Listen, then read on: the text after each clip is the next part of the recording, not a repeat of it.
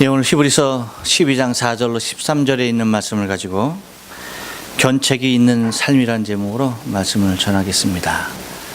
우리 다 같이 한번 인사합니다. 지난 한 주간 동안 평안하십니까? 지난 한 주간 동안 평안하십니까? 평안하십니까? 평안하십니까? 평안하십니까? 제가 노래를 상당히 좋아합니다. 여러분들도 다 좋아하시죠? 그래서 제가 유년 시절에 불렀던 모든 노래가 제가 기억력이 상당히 없는 사람에도 불구하고 불렀던 거의 모든 것들을 지금도 기억하고 있을 정도로 노래를 상당히 좋아합니다. 그 중에 즐겨 부르던 한 가지 노래가 있습니다. 그것이 뭐냐면 갑돌이와 갑순이였습니다. 여러분 혹시 불러보셨습니까? 갑돌이와 갑순이가 누군지 모르는 분들도 계시네요. 옛날 한국판 로미오와 줄리엣이라 할까? 한국판 짝사랑의 대명사로 불리는 그러한 이름을 가진 소녀였습니다. 그 노래는 다른 것이 아니죠. 갑돌이와 갑순이는 한 마을에 살았는데 둘이는 서로 사랑을 했더래요. 하지만 둘이는 마음뿐이래요. 모르는 척 했더래요. 그런 이제 노래입니다. 그리고 이제 그 다음 절은 갑돌이가 화가 나서 장가를 갔고 갑순이도 시집 가고 그래갖고 첫날 밤에 달 보고 울었더래요. 했던 그런 이제 노래인 것입니다. 이 노래말에서 말하고 있는 한 가지 중요한 사실이 있습니다. 여러분, 그것이 뭘까요? 그것은 다름이 아닙니다. 사랑입니다. 사랑. 서로 죽도록 사랑했어요. 얼마나 사랑했는지 몰라요. 서로 사랑했지만 뭐 했던 것입니까? 그들은 서로 다른 사람에게 장가가고 시집가고야 말았던 것입니다. 왜 서로 사랑함에도 불구하고 왜 서로 사랑하는 갑순이와 갑돌이 꼭 이름도 남매같이 지어놓은 갑돌이 갑순이가 왜 갑돌이와 순이가 살아야 했고, 그렇죠? 갑순이와 철수가 살아야 했느냐라고 하는 것입니다. 순이는 철수하고 살고 갑돌이는 갑순이하고 살고 하면은 딱 좋을 텐데 그렇지 못했다는 겁니다. 그 이유가 뭐냐? 한 가지죠. 이유는 뭐죠? 사랑했지만 표현하지 못했던 것입니다.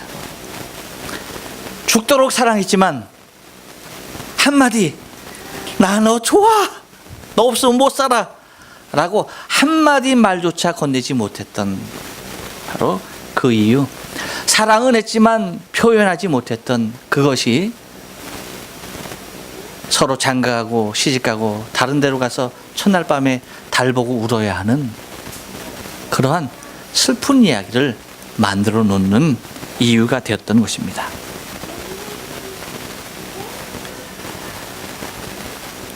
여러분, 우리의 사랑이 숭고하면 숭고할수록 그 사랑은 잘 표현되어야 합니다. 우리의 사랑이 귀하면 귀할수록 그 사랑은 더 적극적으로 표현되어져야 하는 거예요. 만약에 사랑함에도 불구하고 그것이 표현되지 아니한다, 그것은 제대로 된 사랑이 아닙니다. 아픈 사랑입니다. 그래서 그 사랑을 뭐라고 말합니까? 우리는 짝사랑이라고 얘기해요. 혼자 좋아하는 거예요. 서로 좋아하고 있음에도 불구하고 쟤는 나 안 좋아할래나 하면서 내가 좋아하는 그 마음 하나, 바로 그 모습으로 슬퍼하고 있는 것입니다. 그런데 여러분, 사랑이라고 하는 것은 말로써 표현하는 것도 매우 중요하죠. 만약에 갑돌이 갑순이가 서로 나 너 사랑해, 나도 너 사랑해 라고 서로 이야기했다고 한다면 그들은 행복한 삶을 살 수 있었을 것입니다. 그런데 그렇지 못했던 것이죠. 그런데 여러분, 이와 같이 말로써 고백하고 말로써 되어지는 사랑의 부분도 충분히 있을 수가 있습니다. 하지만 채찍으로 우리의 몸에 가하여지는 표현되어지는 그러한 사랑 또한 매우 중요하지 않을 수가 없다는 것입니다. 만약에 갑돌이와 갑순이가 한 번이라도 되게 진탕 그냥 막 서로 욕적을 하고 머리끄덩이 잡고 한 번 싸웠다라고 한다면 그들은 화해하는가 동시에 내가 너를 사랑했기 때문이야 라고 홧김이라도 한번 고백할 수 있었을 줄로 알아요. 그렇지만 그것조차 없었던 것이죠. 여러분, 이제 대한민국뿐만 아니라 교육 현장에서 어느 나라든 그렇죠. 특별히 대한민국의 교육의 현장에서 체벌이 사라지고 난 이후의 상황을 우리가 살펴보면 얼마나 그 교육이 힘들어진 상태에 이르렀는지 모르는 것을 우리가 잘 알 수가 있죠. 곧 체벌이 없는 교육의 현장, 그것은 걷잡을 수 없는 교육의 위기적인 상황에까지 봉착되고 말았다는 것이죠. 무엇이 문제일까요? 여러분, 마지막 때가 되면 될수록 굉장히 중요시 되어지는 한 가지가 있습니다. 그것이 뭐냐면 사람이라고 하는 거예요. 물론 사람 가장 중요하죠. 가장 귀하고요. 그런데 사람이 얼마만큼 귀하여지느냐, 그 자리가 사람의 자리를 떠나서 하나님의 자리에까지 이르게 되는 거예요. 그래서 창조주 하나님보다 피조물 우리 인간의 스스로의 모습을, 스스로의 가치를 높게 평가하고 또한 높게 의식되어져야만 기분 좋아지는, 대우받는 그러한 인격체라고 생각을 하기 때문입니다. 이것만큼 위험한 일은 없죠. 불신앙의 자리에 들어가는 가장 큰 이유도 바로 여기 있는 것입니다. 인본주의. 신본주의를 떠나서 인본주의. 사람이 근원이 되어지고 사람이 최고가 되어지는 그러한 모습들. 물론 우리 인격적인 대우 받아야 합니다. 그렇죠? 그렇지만 그 이전에 우리는 인격적인 사람이 되기 위한 과정, 그것을 거쳐야 하는데 그 방법적인 차원에서 우리는 체벌이라고 하는 그것이 인격적인 모독감을 준다 해서 그것을 교육의 현장에서 다 제하여 버렸죠. 그리고 선진사회에서는 법으로도 부모가 자식을 때릴 수가 없는 그러한, 그래서 자식이 부모한테 맞았어요. 그러면 신고하면 바로 잡혀 들어가는 그러한 상황에까지 이르렀습니다. 그러다 보니까 여러분, 일어나는 현상이 뭐예요? 오히려 한 객체가 더 존중되어지고 더 소중하게 생각하는 그러한 사회적인 분위기는 높아지고 있음에도 불구하고 사람들은 더 극단적인 불행에 빠지게 되는 요소가 바로 여기에 있다는 것이죠.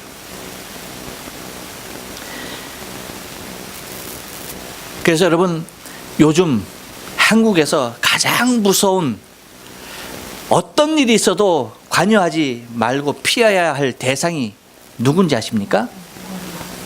그렇죠. 얘기해 주세요. 중딩입니다. 중딩. 옆 사람에게 얘기해 주세요. 중학생입니다. 여러분들은 중딩이라고 몰라. 한국을 떠나온 지 오래돼서 갖고 몰라요. 중학생들. 얼마 전까지만 해도 여러분 고등학생들이었어요. 근데 이제 그것이 연령이 낮아졌어요. 중학생들. 왜일까요? 중학생들은 신체적인 변화가 가장 왕성하게 일어나는, 신체적으로 가장 단시일 내에 급성장하는 시기죠. 그렇게 육체적으로는 그렇게 급성장하는 반면에 여러분, 인격과 지식적으로는 어떻게 된 겁니까? 육체가 성장하는 그 속도만큼 따라가 주지 못하는 거예요. 그러니까 모든 생각과 판단 기준이 아직 코도모인 거예요. 근데 육체는 누구와 같이 됐어요? 성인과 같이 됐어요. 근데 생각은 어디에 머무르는 겁니까? 아이에 머무르는 거예요. 그러니까 자신의 감정 컨트롤이 일어나지 않는 겁니다. 그래서 어떠한 순간 돌변하는 사태가 임하여지면 어떻게 되는 겁니까?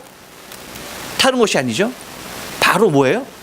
그냥 어디로 튈지 모르는 럭비공과 같은 존재가 되는 거예요. 그래서 어떠한 일이 있어도 시비를 피해야 할 중학생이 길거리에서 담배를 피운다 하더라도 학생 담배 피우면 안 되지 라고 얘기하면 어떻게 돼요? 큰일 납니다. 여러분, 정의감에 여러분이 얘기해주고 싶은 생각이 들더라도 여러분 혹시 지금 내가 당장 하나님이 나를 부르신다 할지라도 나는 이 땅의 사명을 다했다 라고 생각하셨다라고 한다면 안 돼! 라고 분명히 얘기하시고, 너의 건강을 위해서도 안 돼! 라고 분명히 얘기해 주시고, 만약에 이 땅에서 내가 감당해야 할 사명이 아직 조금이라도 남은 것 같다 라고 한다면 절대 관여해서는 되지 않는다는 겁니다. 그런 무서운 세상이 되고야 말았어요. 왜일까요? 제가 중학교 시절을 한번 생각을 해봤습니다. 제 중학교 시절에는 어떠한 일이 있었냐면, 제 중학교 시절에 중학생들만큼 순수하고 착하고 순진하고 그러한 사람이 없었어요. 정말 어린 양과 같은 그렇게 착한 그러한 소년였어요. 근데 그렇게 되기까지는 무엇이 있었느냐? 다른 건 아닙니다. 지금 중학생들에게, 청소년들에게 있어서 달리 되어지는 한 가지가 있다고 한다면 그것이 뭐예요? 체벌이라고 하는 그 한 가지밖에 없는 겁니다. 곧 매가 있었어요. 매가.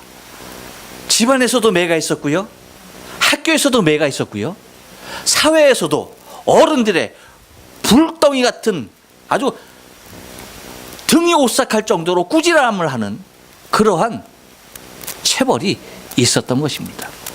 어디 가든지 우리의 행동이 곁길로 가지 못하도록 항상 우리의 등을 치는, 우리를 채찍하는 매가, 체벌이 있었다는 거예요.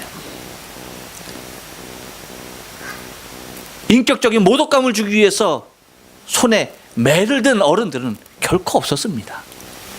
오직 한 가지였죠. 자식 잘 되기를 원하는 마음. 이웃 어른들도 마찬가지죠. 내 새끼는 하지만 내 새끼같이 여기는 그 마음이 있었던 것이죠. 그러다 보니까 이야기하고, 그러다 보니까 손에 매를 들었던 것이죠. 그런데 그것이 없어지자 곧 어떤 일이 일어납니까? 저의 중학교 시절에는 중학생들이 사회면에 탑 기사로 실리는 예가 없었습니다. TV 뉴스에 사회 문제로 나오는 예가 아예 없었습니다. 근데 지금은 터졌다면 뭡니까? 사회면에 실리는 가장 무서운 일들이 뭡니까?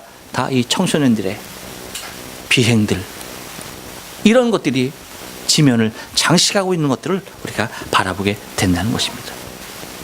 곧 순진과 착함의 대명사가 이제는 가장 악의 대명사로 바뀌어진 그러한 시대가 지금의 시대가 되고야 말았다는 것이죠. 여러분, 하나님의 사랑의 위대함은 어디에 있을까요? 여기에 있습니다. 사랑하는 아들일수록 하나님은 징계에 채찍질을 해주신다는 거예요. 당신이 참 아들로 삼은 모든 자들은 하나님이 직접 손을 들고 채찍을 들고 아들을 향하여 가차없이 징계하신다는 겁니다. 그것이 하나님의 위대한 사랑이에요. 그 전에 말씀으로 우리에게 하시죠. 우리에게 충분히 말씀으로 우리를 하여금 깨닫게 하시고 충분히 말씀으로 하여금 우리로 돌아오게 하십니다. 하지만 그 말씀에 귀 기울이지 못하고 그 말씀을 저버리고 여전히 우리가 우리의 갈 길로 갈 때 하나님은 참 아들이기에 당신의 손에 채찍을 들고 때리시는 거예요. 저도 아버지께 매를 맞은 적이 있죠. 종아리를 맞았죠. 종아리 걷어해서 종아리, 지금도 그 회초리, 그 나무의 모양은, 회초리의 모양은 지금도 기억하고 있습니다. 어떻게 생겼는지, 어떠한 정도의 굵기였는지 지금도 기억하고 있습니다. 누가 만들었는지, 어떻게 그렇게 매로 합당하게 만들어놨는지, 그거 만든 사람 너무나 미웠었어요. 그런 일이 있었어요. 근데 매를 때리시는 거예요. 저의 종아리를 걷고 때리시다가 제가 아파서 와 하고 넘어지니까 하시는 일이 무엇이었는지 아십니까? 다른 것이 아니라 당신의 종아리를 걷으시더니 당신이 당신을 때리시는 거였어요. 근데 그 모습이 얼마나 제가 아팠는지, 제가 맞을 때는 아프다라고 하고 소리를 질렀지만 아버지가 당신의 종아리를 내리치실 때 저는 울고야 말았어요. 그러지 마시라고 울고야 말았어요. 여러분 보세요. 부모가 자식에게 채찍을 들었다, 회초리를 들었다 라고 하는 것은 다른 얘기 아닙니다. 자식의 마음, 맞는 자식의 다리 그 이상 부모의 마음은 이미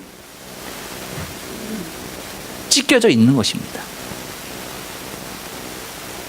그러니까 하나님의 사랑은 바로 여기에 당신의 그 사랑에 위대함이 있는 것임을 바라볼 수가 있다는 것입니다. 하나님께서 폭력을 사랑하는 분이 아니라 우리의 인생의 위험성을 너무나 잘 알고 계시기 때문에 곧 그 채찍을 들지 아니하면 당신의 사랑하는 참 아들, 자식을 잃을 수밖에 없는 상황이 발생할 수밖에 없기 때문에 아픔을 무릅쓰고 채찍을 들어야 했던 것입니다. 그래서 오늘 본문의 말씀 보면 하나님께서 우리를 향하여서 견책하시는 모습에 대하여서 이야기하고 있는 것을 바라보게 됩니다. 그래서 여러분, 우리의 인생의 삶 가운데 하나님의 견책이 있는 삶, 이 삶이야말로 가장 행복한 삶이지 아닐 수가 없다는 겁니다.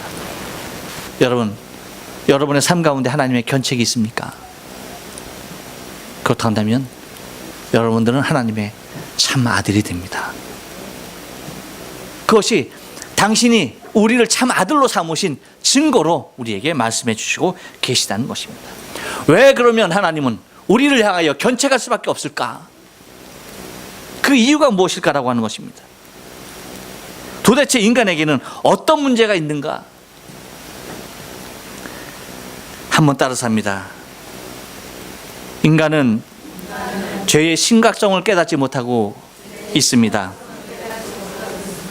그렇습니다, 여러분. 왜 하나님께서 우리를 견책하지 않으면 안 되시는가? 우리에게 어떤 문제가 있어서 하나님은 우리를 향하여서 채찍을 드셔야 하는가? 거기에 첫 번째 이유는 다름이 아니라 우리 인간 스스로가 우리 안에 있는 죄의 심각성을 심각하게 깨닫지 못하고 있다는 데 있습니다. 여러분, 오늘 본문 말씀 4절 말씀 보니까 이렇게 얘기하고 있어요. 너희가 죄와 싸우되 아직 피 흘리기까지는 대항치 아니하고 라고 얘기합니다. 죄의 심각성이 어떠한 사실을 안다고 한다면 우리는 목숨을 걸고 피를 흘리며까지 죄와 대항해서 싸워야 했다는 것이죠. 그런데 죄가 어떤 결과를 낳을지, 죄가 가져다주는 우리의 삶의 영향이 어떤 모습으로 미칠지에 대해서 결코 심각하게 받아들이지 아니하고 생각지 아니하는 것에 문제가 있다는 것입니다.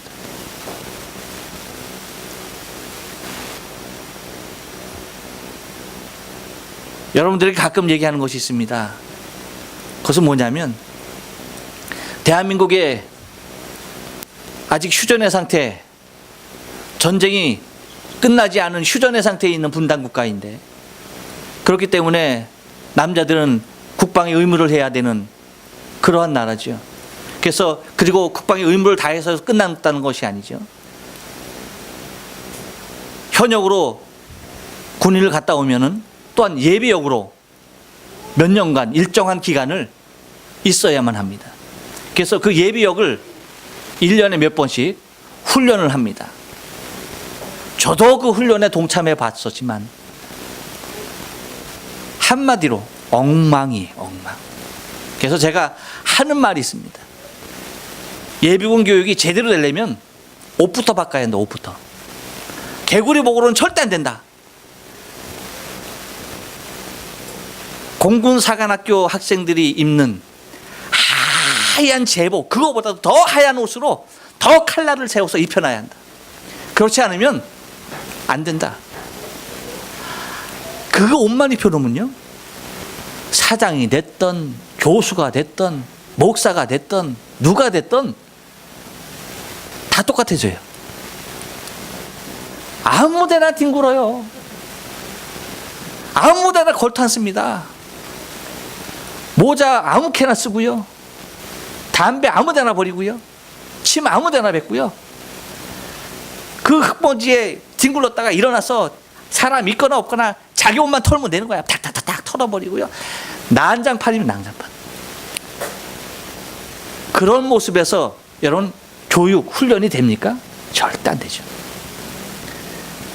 정말 그대로 형식적으로 시간 때우다가 여기 참석했습니다, 출석 체크하고 가는 거에 불과해요. 아무런 도움이 되지 않습니다. 오히려 그 인력을 갖다가 산업전선에 투하하는 것이 훨씬 더 낫다라고 생각이 들어요. 이유가 뭡니까? 인식을 하지 못하기 때문입니다. 자기 옷이 더러워지는 것에 대하여서 인식하지 않아요. 왜? 이미 그런 모양, 어디 앉아도 별로 티나지 않는 모습으로 되어 있기 때문입니다. 죄라고 하는 놈도 똑같습니다. 우리가 정결하게 된 신부의 옷을 입었을 때에 우리의 죄는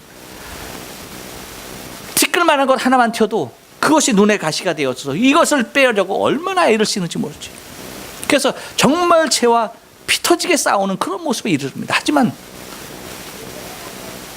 한 번 더러워지고 두 번 더러워지고 세 번 더러워지고 네 번 더러워지면 그 무엇이 묻어도 전혀 관여치 아니하는 데 있다는 것입니다. 우리 안에 있는 죄의 모습이 그래요. 처음에는 두렵죠. 처음에는 이것만큼 나를 무너뜨리게 할 것은 없다라고 생각이 들죠. 하지만 그냥 넘어갑니다. 두 번 넘어갑니다. 세 번 넘어갑니다. 그 이후로는 죄는 죄가 더 이상 아닙니다. 그냥 일상의 삶이요 습관에 불과한 것입니다. 바로 그 모습이, 그 모습으로서는 거룩하신 하나님 앞에 우리가 설 수가 없는 존재이기에 하나님은 우리로 하여금 죄의 심각성을 깨닫게 위하여서 무엇을 드시는 것입니까? 당신의 손에 채찍을 들어야 했던 것입니다. 또한 인간에게 어떤 문제가 있습니까? 죄의 문제뿐만 아닙니다. 한 번 더 따라서 합니다. 인간은 하나님의 말씀을 잊고 삽니다. 그렇습니다. 사람이 마음판에 간직하고 살아야 할 것이 주의 진리임에도 불구하고 그것을 잊고 망각하고 살아가고 있다는 거예요. 여러분 5절 상반절 말씀 보니까 이렇게 얘기하죠. 또 아들들에게 권한 것 같이 너희에게 권면하신 말씀을 잊었도다. 사랑하는 아들에게 하는 그 말을 그렇게 하나님께서 우리에게 말씀해 주셨건만 우리가 그 모든 권면하신 말씀을 다 잊었다라고 이야기하고 있는 것입니다. 하나님의 말씀 우리의 등불이 됩니다. 우리의 발등상의 등불이 됩니다. 우리의 갈 길을 인도하는 좌표가 됩니다. 우리의 나가야 할 방향 설정에 너무나 중요한 기준이 바로 주의 말씀입니다. 그런데 이 말씀을 잊어버리고 나니까 삶의 기준이 없어진 거예요. 방향성을 잃어버린 겁니다. 어디로 가야 길인지 정말 모르는 거예요. 그저 도덕적으로 순결하고 도덕적으로 그냥 남에게 피해 안 주고 그렇게 살면 되는 정도로만 인식하고 있습니다. 여러분 이것이 우리의 인생의 길이 아니에요. 우리의 인생의 길은 하나님의 말씀에 놓으신 그 말씀, 그 진리를 따라서 한 걸음 한 걸음 우리의 삶을 옮겨가는 데 있다는 것이. 그런데 우리가 말씀을 읽고 나니까 무엇이 내 삶의 판단이 되어지고 내 삶에 무엇이 기준이 되어져야 할지 방향을 잃고 나니까 이리저리 유리하는 생명이 되고야 만 것입니다. 그래서 여기서도 기웃거리고 저기서도 기웃거리고 이것이 좋은가 저것이 좋은가 이리 기웃 저리 기웃 하다가 우리의 인생의 최종 목적지를 놓치고야 마는 그러한 불행한 사태가 우리의 인생의 삶 가운데 도달하고야 만다는 것입니다. 여러분, 하나님의 말씀은 우리가 그 무엇보다도 가장 귀하게 간직해야 할 진리임을 믿습니다. 내 삶 가운데 가장 아름다운 좌표, 가장 확실한 길잡이, 그것이 주의 진리인 만큼 그 진리 가운데 온전히 붙잡혀 살아가야 하는 것이 인생이기에 그 진리로 다시 돌아오게 하기 위하여서 하나님이 우리를 견책하고 계시다는 것입니다. 또 하나 우리 인간에게 여러분 어떤 문제가 있습니까? 다른 문제가 아닙니다. 한 번 더 따라서 합니다. 인간은 경솔하며 쉽게 낙심합니다. 그렇습니다, 여러분. 우리 사람은 가장 귀한 것을 가장 경히 여기는 경우가 많아요. 가장 소중한 것에 대하여서 너무나 경솔할 때가 많다는 것입니다. 그리고 작은 일에 쉽게 낙심하고야 만다는 것이죠. 5절 하반절 말씀 보니까 이렇게 얘기합니다. 일렀으되 내 아들아 주의 경계하심을 경히 여기지 말며 그에게 꾸지람을 받을 때에 낙심하지 말라. 할렐루야. 그렇습니다, 여러분. 주께서 우리를 징계하실 때에 그것을 경히 여기지 말라는 거예요. 한번 하나님께서 우리에게 채찍을 드실 때에 그것을 맞고서 그 징계를 중하게 여겨야 할 줄로 믿습니다. 그리고 우리 가운데 찾아오는 실망, 거기에 낙심하지 말아야만 합니다. 하나님께서 우리로 하여금 꾸지람하실 때에 그것이 우리의 상처로 남으라고 하는 것이 아니라 우리를 바로 세우기 위함인 것을 우리는 알아야만 합니다. 그런데 우리에게 있어서 너무나 취약한 것, 귀중한 것을 귀중하게 보지 못하는 거예요. 왜입니까? 그것은 이 세상이 너무나 가시적인 것에 의지하는 세상이 되고야 말았던 것입니다. 눈에 보이는 것이 최고인 세상이 되었어요. 눈에 보이지 않는 것은 아무런 가치가 없는 그러한 세상이 되고야 말았던 것입니다. 하지만 여러분, 우리의 인생의 삶 가운데 인생의 삶을 살아갈 때 필요한 것이 눈에 보이는 것만이 필요합니까? 그렇지 않습니다. 눈에 보이는 것도 필요하고 눈에 보이지 아니하는 것도 필요한 것입니다. 근데 가만히 보면 그 경중을 따져보면, 엄밀히 따져보면 보이지 아니하는 것에, 우리 눈에 보이지 아니하고 우리 눈에 띄지 아니하는 것에 더 큰 무게감이 주어진 것을 바라보게 되어집니다. 여러분, 우리의 육신, 성경에서 말하는 대로 70여 강건에 80, 이제 장수의 시대를 맞이해서 100년 바라볼 수 있습니다. 그래야 100년입니다. 그래야 1세기예요. 1000년을 사는 것이 아닙니다. 하지만 이 보이는 100년밖에 살지 못하는 우리 육체 안에 있는 우리의 영혼을 한번 생각해 보시죠. 눈에 보이지 않습니다. 근데 그 생명이 어떻습니까? 70입니까? 80입니까? 100년입니까? 1000년입니까? 그렇지 않습니다. 영원한 것입니다. 그런데 우리의 가치를 어디에 더 둡니까? 눈에 보이는 것에. 그래서 여러분, 대단히 죄송한 표현입니다만 여자들을 이쁘게 보이기 위해서 어떻게 합니까? 예, 화장만 하면은 좋죠. 예, 변장까지 하죠. 그래서 돈을 투자하기에 여러분 마다치 아니하죠. 이해합니다. 왜? 요즘은 이뻐야 하니까. 이뻐야 인정받는 시대가 됐으니까. 왜 그래요? 다 뭡니까? 보이는 것을 중히 여기는 그러한 시대가 되고야 말았기 때문에. 그런데 여러분, 정말 우리가 눈에 보이지 아니하는 내 영원한 생명, 그것을 위해서는 우리가 무엇을 투자하고 있느냐? 일주일에 단 한 시간 하나님 앞에 나와서 예배하는 그것조차도 우리는 힘들어하고 있지 않는가?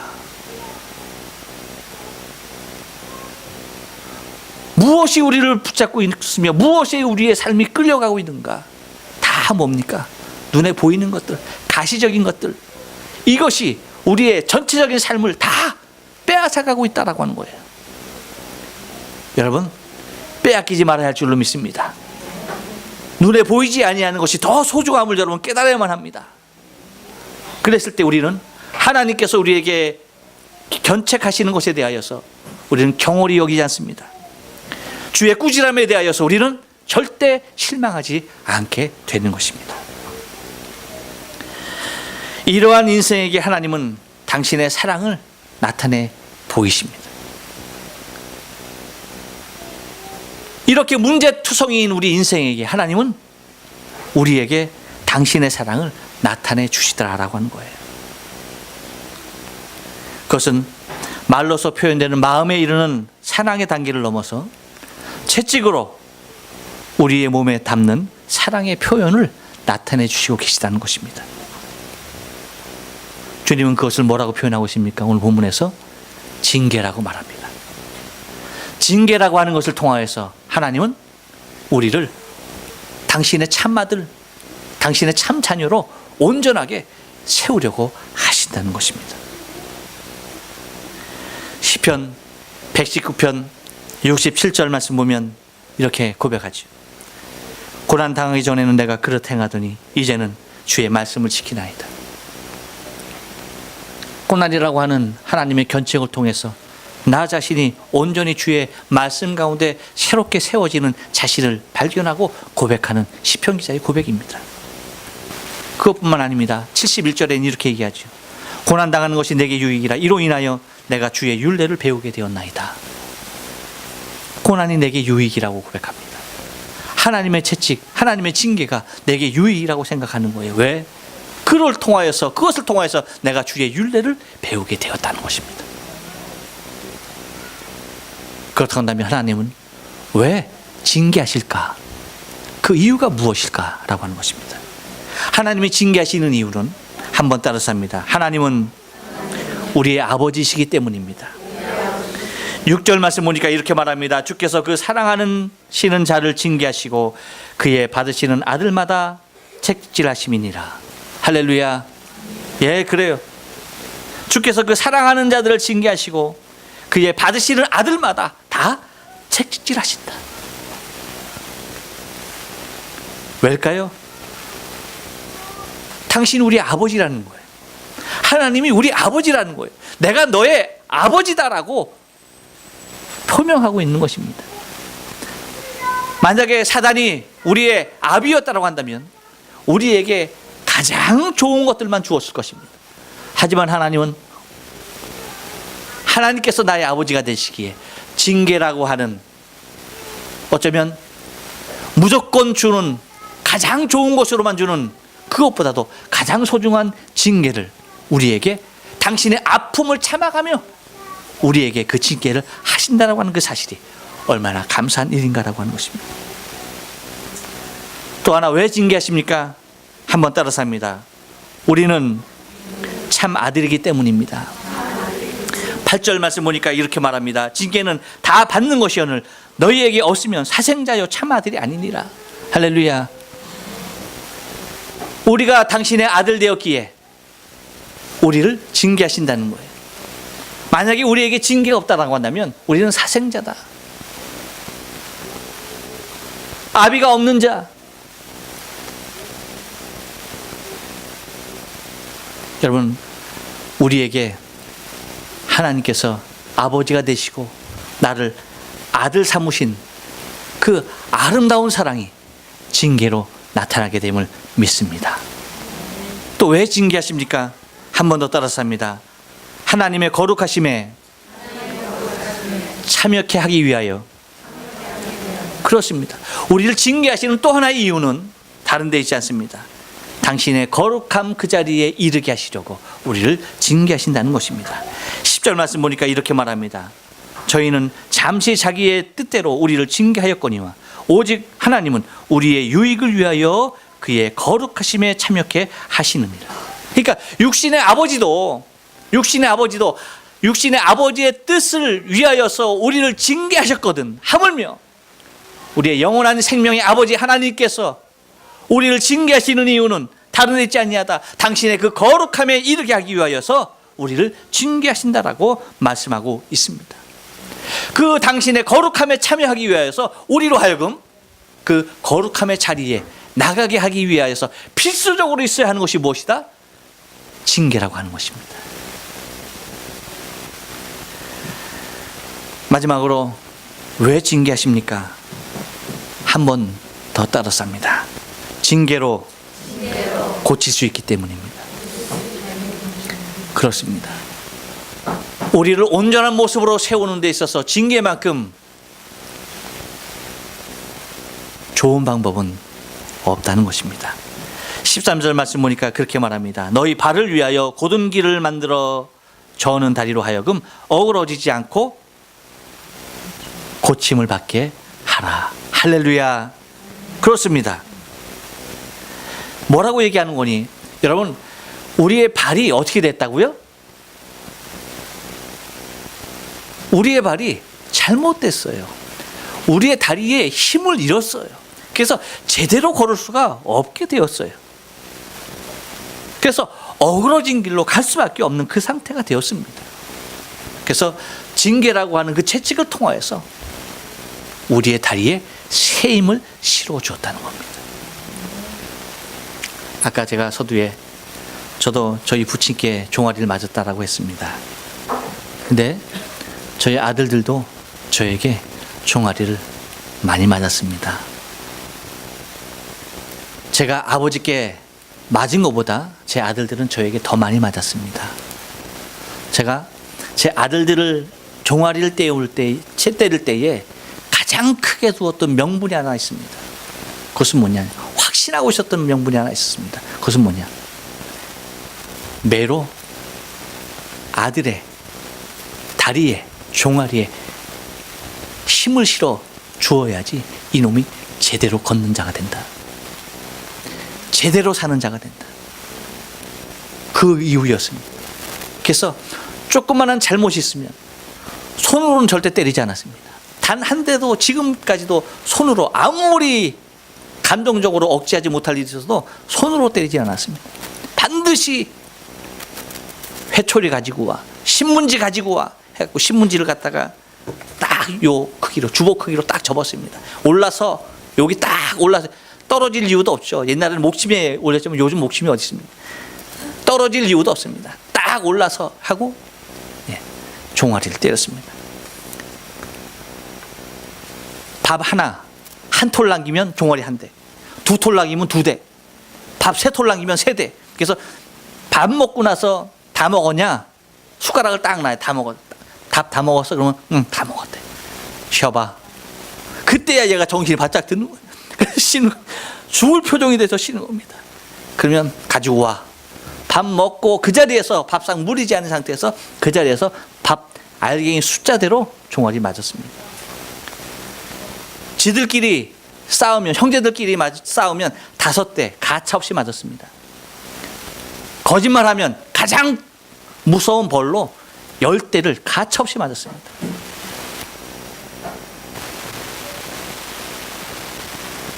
한 방에 그냥 시뻘겋게 퉁퉁 부어 올라서 피가 터질 정도로 그렇게 때렸습니다.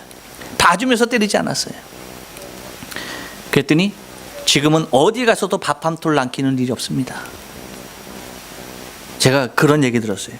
우리 권사님들이 저하고 식사하기 싫어한대요. 왜? 밥톨 세랄까 봐. 세라고 그럴까 봐. 다들 피한대요. 무엇이었습니까? 다른 것이 아닙니다. 우리가 제대로 걷기 위해서는 여러분 우리 두 다리에 제대로 힘이 들어가야만 합니다.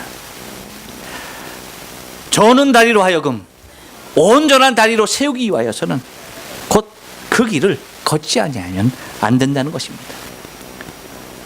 우리가 그릇된 길로 갈 수밖에 없는데 우리를 바로 고칠 수 있는 것은 하나님께서 징계라고 하는 방법으로 채찍을 통하여서 선택하시며 우리를 그렇게 우리를 세워주십니다. 주님이 말씀하십니다. 너의 오른손이 범죄하거든 잘라내버리라. 너의 성한 몸으로 지옥에 떨어지는 것보다 불구로 저 천국에 들어가는 것이 낫다. 내 오른눈이 범죄하거든 빼어내버리라. 내가 한쪽 눈을 잃고서 저 천국에 들어가는 것이 네 눈이 온전하여서 지옥에 떨어지는 것보다 낫다라고 말씀하십니다. 무엇입니까?